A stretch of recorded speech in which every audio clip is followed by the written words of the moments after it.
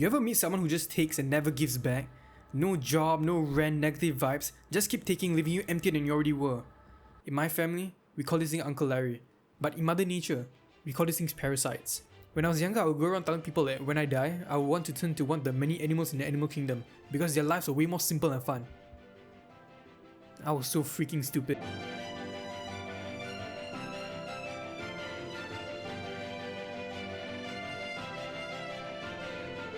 Mother Nature is beautiful, but she can also be cruel. She can be harsh. She can latch onto you without you knowing, sucking the nutrients out of you as you live out the rest of your numbered days. Originally, this video was going to be about the top 10 animals you would not want to reincarnate to. But then, I found out about the Parasitoid Wasps life cycle, which brought me down the rabbit hole that was the parasites. And what I found in this hole was disturbing. What I found in this hole was disgusting. And at the very bottom, I came to a simple realization that I could have went on my entire life without knowing any of this information. So what's the first thing I did? I decided to burden everybody else with this knowledge. Warning, this video contains horrific and borderline disturbing imagery, so if you can't handle any of that, please click away. I really do not want to traumatize any of you starting now. So if you are still here, and you are sick in the head like me, then let me ask you one question. Have you ever seen a frog, which isn't me, and has 3 legs? Yes? Well, how about 15? These frogs have extra limbs like it's a buy one get 3 free sale, but it isn't a power up. In fact, these frogs are victims of a parasite called Ribeiroia ondatrae. Parasites who looked at the frog and was like, it would be pretty funny if this guy had like 7 other limbs attached to it. This isn't the only thing it does though. Ribeiroia can also cause frogs to grow up with missing limbs, deformities in the spine, and sometimes, even though quite rare, blindness. The parasite doesn't kill the frog right away, cause they'll be showing mercy. And parasites, as you will come to see, do not show mercy. So what happens is, a timer starts to count down. The frog may not die today, maybe it won't die for a few days, but sooner or later, it will be killed. And it will be killed because more legs doesn't equal better movement. It's the other way around. Being agile, being able to move around, is a big factor in what keeps a frog alive. And if you take that away, all that it is a walking large block for any birds that fly past. And that, ladies and gentlemen, is exactly why Ribeiroia does what it does. There is a method to their cruelty and madness, and it is because the frogs aren't even their final hosts. It's the birds.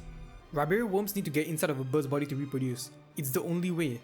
The birds then poop out the poop with the Ribeiroia eggs inside into the ocean, where they hatch and they find poor helpless tadpoles to latch onto. They specifically target the limbus, which is the part of the tadpole that the limbs grow out of. The Ribeiroia worms then disrupt the cells and how the cells grow, leading to the horrible deformities that happens to the tadpoles when they grow up and become a frog. All these tadpoles grow up eager and excited to live their lives, not knowing that they have literally been spawn camped. They never stood a chance. And once that timer finishes and a bird does catch them, the whole cycle repeats. Ribeiroia isn't the only parasite that handicaps innocent animals just so it could start reproducing though. The next one takes it to a whole nother level. If you're a snail watching this video, I have some pretty bad news for you. That friend of yours who you recommended therapy to because you were afraid and concerned about how he was acting and how he kept dancing 24/7, let's just say, I don't think therapy would have done anything. When you take a look at this snail, can you guess where the parasite is? I'll give you a hint, it's in the one place you do not want it to be the most. The green banded broodsac, like Ribeiroia, has only one way to reproduce, and that's in the belly of a bird. Unfortunately, bird poop just so happened to be one of the snail's most favourite meals.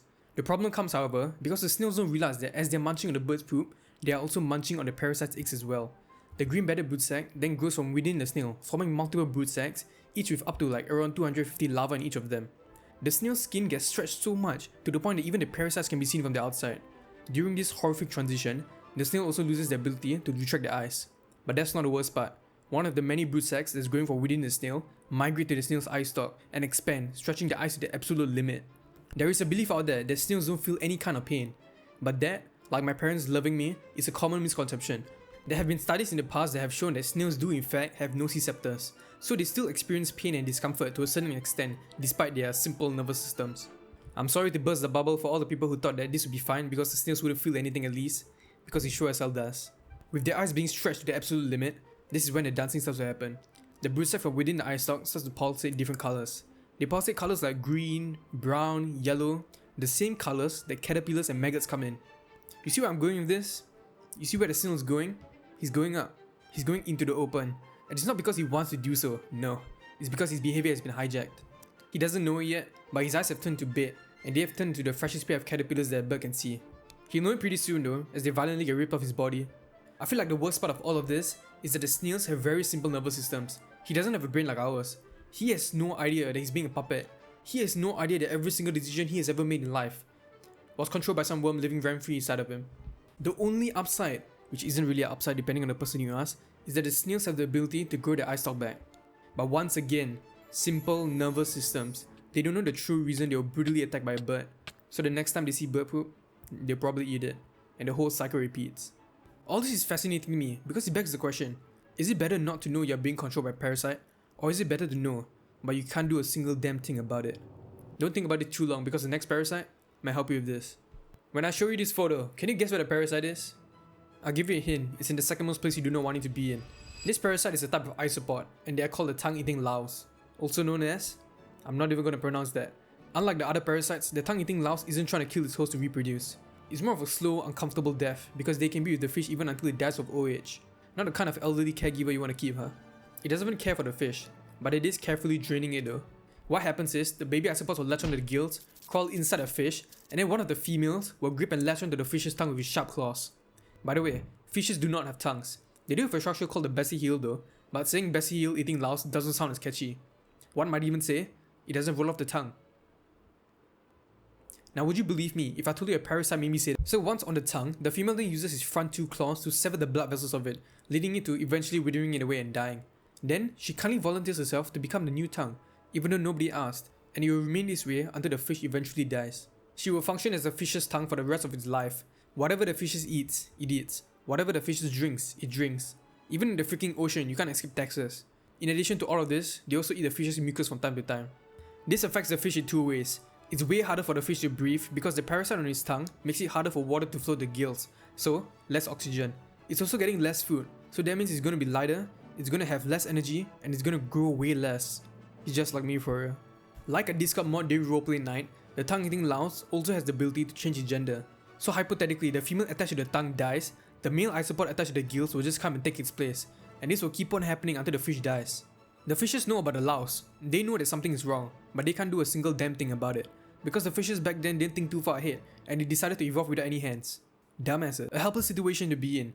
And what makes this worse is that once the fish dies, the parasite just swims to its next victim to start a whole cycle again. All the parasites I mentioned so far have been using wilderness animals as their hosts, but what happens if it hits a little closer to home? And what happens if there's a parasite growing right inside of our pets? Toxoplasma gondii. And no, it's not an Italian pasta dish. This is a parasite which reproduces sexually inside of a cat. In fact, this is one of the most successful parasites of all time. If there ever was a Parasite Hall of Fame, this guy isn't an honorable mention, he's in the top 10s. 1 out of 3 people are infected with toxoplasmosis, which is insane, without them even knowing. And yes, people can be affected. Have you ever heard of the saying where they tell pregnant women not to touch litter boxes? This is where it comes from. Toxo basically sees your brain as a computer and it hacks you to get what it wants. It hijacks our white blood cells to get a ride to the brain, and then they tinker with our neurotransmitters, playing with our emotions. And here I thought that our white blood cells were supposed to be our guardian angels, but here they are snitching on the brain to the parasite, probably telling him every single thing they need to know about our brain. And because of this, you might find yourself having a slower reaction time, being more aggressive, having lesser concentration. In fact, there have been studies showing that there has been connections between toxoplasmosis and bipolar disorders, OCDs, and schizophrenia, just to name a few. If you haven't listened to a single thing in this video, that's fine. Start listening now because this is how you contract toxoplasmosis. Contaminated water, uncooked food, litter boxes, sand boxes, putting cat poop in your mouth. All of these are a big no-no. The most interesting thing to me isn't about how it affects us though, because technically we aren't even the main target. Yet. It's about how it affects other animals. When rats, for example, ingest cat poop, toxo alters their brain in a way where now it is attracted to the smell of cat urine. It messes with their dopamine levels, it makes their reaction time slower, and all this effort is just so it could get the rat eaten by the cat, so it could start the whole reproduction cycle again. But this is the part where it gets really interesting, because only one question pops in my mind after all of this.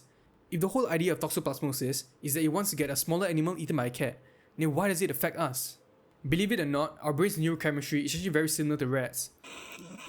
Okay, maybe not very similar, but similar enough to the point where it might think that we are rats and that is why it's affecting us as well. It kinda makes sense, right? Yes, but what if it was something else? What if it knows fully well we are human beings, but it is still trying to get us killed and eaten by a cat? Oh, but Saruf, how can a cat eat us? They're so small and cute, I just want to hug and cuddle them. What if Toxo is trying to make humans get killed and eaten by predatory cats? There hasn't been any studies to show that humans are being attracted to cat urine. But, like most other parasites on this list, they evolve through natural selection and they evolve through time. We already have reduced concentration and we already have like the other things that Toxo does to us. Who knows, maybe in the future, once toxoplasmosis does evolve, it will alter our brain in a way where we are attracted to cat urine. So in the future, there's gonna be a very few unlucky people who are infected and who do follow the smell of cat piss, and once they do, they're gonna be greeted by a tiger that jumps and rips their face off. If this does happen to you, the first thing I want you to do is call me.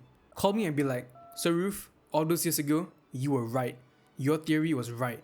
You probably wouldn't have a mouth though, so you'd probably be more like, "Mum, mum, mum, mum, mum, mum, mum, mum, mum." But either way, I'm fluent in yapping, so I would understand what you're saying.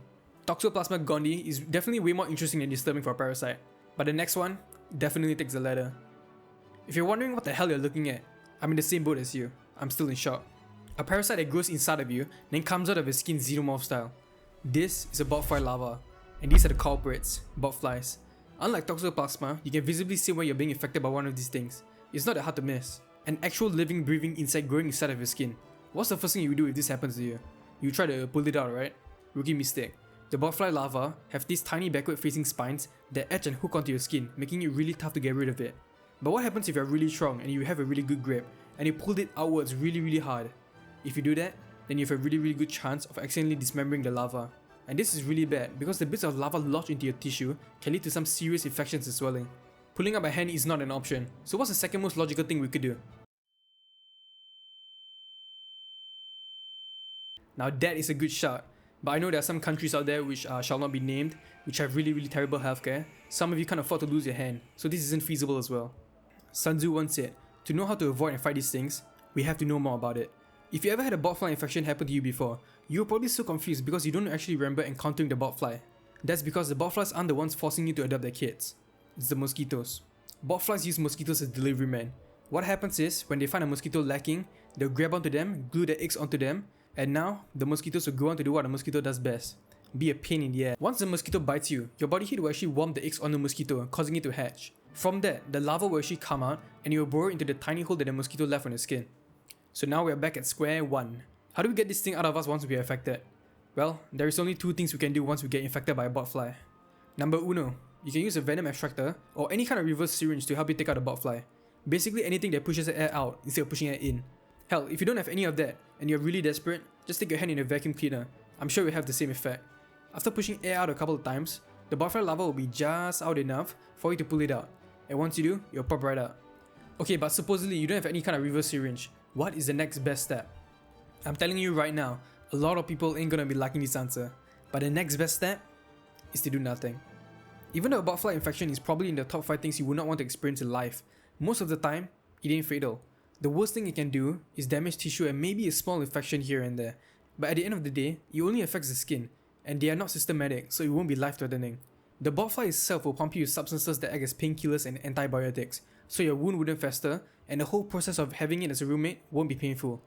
There are some countries out there, which shall not be named, where getting a prescription for painkillers and medicine takes longer than the whole botfly cycle itself.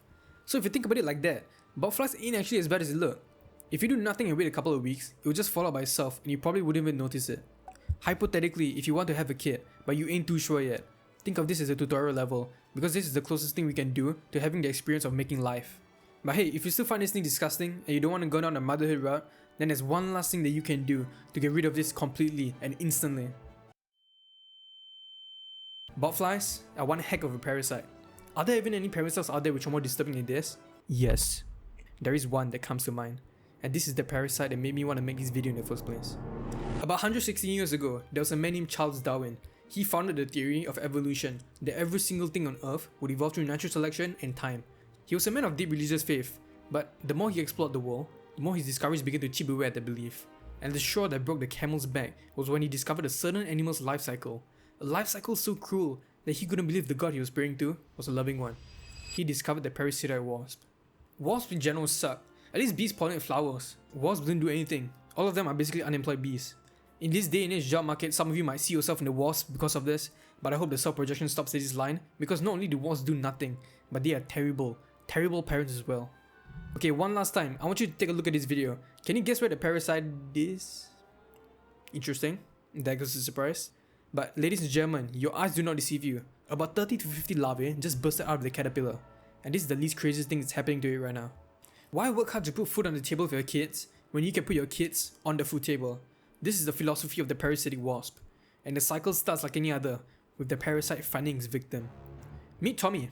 He's a caterpillar eager to move about and explore life. He has a bright future ahead of him. Or at least you think he does. Tommy doesn't like to fight, but trouble has arrived on his doorstep. He's ambushed by a killer wasp for no reason whatsoever. He doesn't like to fight, but he does in order to protect himself. Tommy got stung, but he put up a good fight it seems, as the wasp is limping away injured. A wave of relief washes over Tommy. In Tommy's head, he's grateful. He just survived what was an attempt on his life from a random unhinged wasp. Unfortunately, he doesn't know it yet, but the wasp already got what he wanted. Tommy is filled to the brim with up to 50 wasp eggs. It's Tuesday. 5 days has passed, and Tommy is in unimaginable pain. The 50 or so larvae are eating him from the inside. Day and night, he feels the pain, he cannot sleep. At this point, Tommy might beg for death, but he ain't getting his wish anytime soon, as the larvae are trained to keep the host alive. They strategically eat the non-essential organs of the caterpillar. Fats, reserves, you name it, they probably eat it. Tommy is losing bits and pieces of himself every waking second. But hey, at least he got his mind right? Right? 1 week of this passes. It's finally time. The 50 or so larvae burst out of Tommy, biting their way out of him, each one probably feeling like someone is stabbing him with a hot knife. Then, the larvae start spinning their golden silk to form like a cocoon of salt to pulp it in. And this is where it gets crazy. Like Palpatine in the 9th Star Wars movie, Tommy is somehow, someway, still alive. The most traumatizing thing that can happen to someone just happened to him, but he's still walking. This is Tommy the caterpillar we're talking about. This experience was just another one of life hurdles that he had to jump over. Don't get me wrong, this is the lowest he'll ever be, but maybe a bit of therapy here and there and he'll get up from this. He always does. Why is Tommy not walking away? Unfortunately, Tommy the caterpillar is gone. When the wasp injected him with eggs, it also injected him with a virus that manipulates his behavior. Tommy is reinforcing the wasp cocoon with his own silk, making sure the very thing that ended him grew up strong and healthy. Tommy then sits there. He fights off anything that poses harm towards the baby wasp, putting his very own life on the line. But mostly, he just sits. His mission has been complete, so he sits, and sits, and sits. Tommy is hungry, but he must protect the wasps. Tommy is thirsty, but he must protect the wasps. Tommy is scared of dying, but he must protect the wasp. He sits there until his body cannot take it anymore, and he dies soon after. Like the larvae, Tommy was also supposed to pulp in a cocoon to grow up and become a beautiful butterfly. He didn't do that, but in a way, he was in a cocoon, because he became a shell of his former self. Beside Tommy's dying body, the wasps emerge, eager and ready to fly into the world, unemployed, and thus, the whole cycle repeats. Nature doesn't pull its punches. It's brutal, but weirdly in a way, it's efficient. You see, as sad as Tommy's story was, that his life was cut short, maybe it was needed. Tommy is what we call a nuisance. He was a cabbage white caterpillar, a serious agricultural pest often chewing and destroying weeks of hard farmers' labour. In fact, many farmers love keeping wasps around their farms solely because of this, because of the fact that the pressure they put on pest populations helps to stop invasive species from running wild. Not only can this be said by parasitoid wasps, but this can be applied to all parasites as well. Most parasites as well. Parasites keep populations in check, and they help to put limits on the things that are supposed to be limitless. In a twisted way, they kind of remind me of vigilantes. If I saw somebody steal something and run away, then out of nowhere, someone from the shadows comes and beats the crap out of his teeth. And I mean, beats the absolute crap out of his teeth. I wouldn't agree with how we went about doing it, but it needed to be done. So if an officer comes up and says, "Son, did you see anything?" I would be like, "Officer, there was some dead in my eye, I'm sorry I didn't see anything." Parasites help a lot in this way, to keep things in balance and to keep things in check. You may not agree with how they go about doing things, but at the same time, you wouldn't mind looking the other way. In fact, I would go so far and I would say that parasites are the best thing that's happened to us in the past 5 years, and that we should do everything in our goddamn power to make sure that these heroes do not go extinct. What's that? Am I being controlled by a parasite? What? I'm not being controlled by a wasp who stung me when I was 3 years old at the playground. Why would you even say that? Anyways, I'll see you in the next video. Controlled by a parasite. Who the hell do you think we are?